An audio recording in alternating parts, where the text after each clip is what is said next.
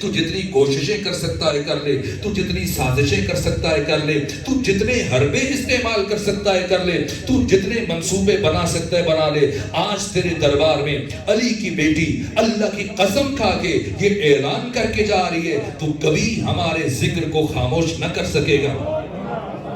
یہ وہ مرحلہ تھا کہ ثانی زہرا نے یزید کو یوں رسوا کیا ہے کہ یزید جو اپنی فتح کا جشن منانے کے لیے لوگوں کو جمع کیا، خواص کو جمع کیا ہے، ایک مرتبہ ثانی زہرا نے یزید کی شکست، یزید کی فتح کو شکست میں تبدیل کر دیا۔ پہلے یزید کا یہ ارادہ تھا کہ بیویوں کو، اسیروں کو دربار میں لانے کے بعد، فتح کا جشن منانے کے بعد، کچھ عرصہ قید رکھنے کے بعد واپس مدینہ روانہ کر دے گا۔ لیکن آج یکم صفر کو 3 دن انتظار کے بعد یکم صفر کو جب دربار میں لے کے آیا، اس پیر کے دن، سوموار کے دن، اور اس کی بازی جب پلٹ گئی اور اس کی فتح شکست میں بدل گئی، تو اب یزید نے مشیروں سے پوچھا کہ کیا کیا جائے۔ یہاں تک اس کے مشیروں نے مشورہ دیا کہ دوبارہ ان اسیروں کو، قیدیوں کو، بیویوں کو، بچوں کو مسجد جامع اموی میں لے کے آؤ، عوام کے سامنے لے کے آؤ، اور پھر اپنی ذلت و خواری کا بدلہ لو۔ یہاں تک کہ ابھی بھی ان کے قیدیوں کو منتقل کیا گیا زندان میں، اور پھر 3 دن مسلسل شام شہر میں اعلانات کروائے گئے کہ دوبارہ سب کو جمع کیا جائے گا، اور دوبارہ ان بیویوں کو، بچوں کو، اسیروں کو، قیدیوں کو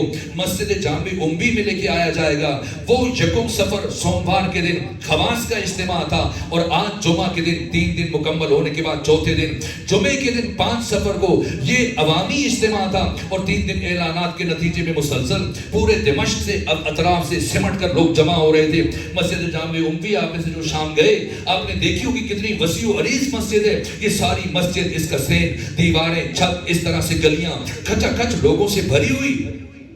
اور یزید یکم صفر 3 دن پہلے کی اپنی ذلت و خواری کا انتقام لینے کے لیے ایک مرتبہ اس نے بیویوں کو جس مقام پر کھڑے کیا، آپ میں سے جو شام جا چکے ہیں، آپ نے وہ کیفیت دیکھی ہوگی۔ اس بلندی پر، فراز پر تمام لوگوں کے سامنے بیویوں اور بچوں کو قیدی بنا کے کھڑا کیا، اور خود امام سجاد کو پہلی صف میں اپنے سامنے بٹھایا، اور کہا کہ میں خود خطبہ دوں گا، میں خود تقریر کروں گا، میں خود خطاب کروں گا۔ یہاں تک کہ یزید نے اپنی تقریر کا آغاز کیا، اور اپنی تقریر میں دوبارہ اپنی فتح کی اس طرح داستانیں گھڑنے لگ گیا۔ علی، اولاد علی سے متعلق ناشائستہ کلمات استعمال کیے، اپنے آبا و اجداد سے متعلق جھوٹی باتیں کرنے لگ گیا، یہاں تک کہ اپنی تقریر کے دوران یہ باقی حاضرین کی طرف دیکھتا، اور کبھی کبھی چہرہ گھما کر امام سجاد کی طرف بھی دیکھتا کہ کیا علی بن حسین اس کی تقریر سن رہے یا نہیں سن رہے۔ لیکن امام سجاد نے پوری تقریر کے دوران 1 سے 2 مرتبہ یزید کی طرف دیکھا، اور آپ کا ہاتھ برابر تسبیح پر ہے، اور آپ تسبیح کے دانے گھما رہے ہیں۔ یہاں تک کہ رفتہ رفتہ یزید کو یہ احساس ہوا